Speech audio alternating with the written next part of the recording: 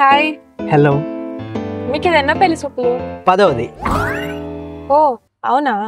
మరి మీకు? నాకు ఇది ఫస్ట్ది. అంత సిగ్గుపడకండి, మీకు కూడా అలవాటు అయిపోతుంది లేండి ఇంకో 4 పెళ్లి చూపులు అయితే. నీకు పెళ్ళైనట్టేలే, ఇంకా సింగిల్ గానే వస్తావు నువ్వు. సరే చెప్పండి, మీరు ఏం చేస్తుంటారు అండ్ మీ హాబీస్?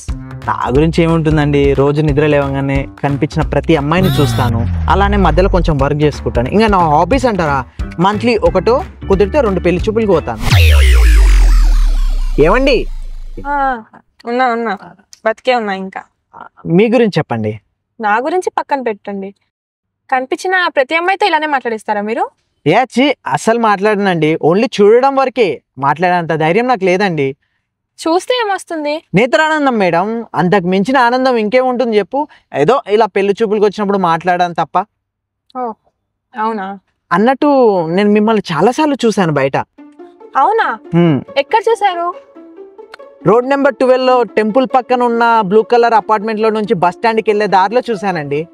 ఓ అంటే ముందు నన్ను ఫాలో అయ్యి ఇక్కడ పెళ్లి చూపులకు వచ్చావా?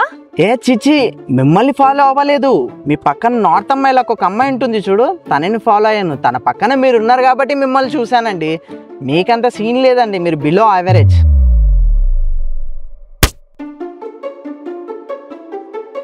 ఏమండి ఆగండి, ఎక్కడికి వెళ్ళిపోతున్నారు?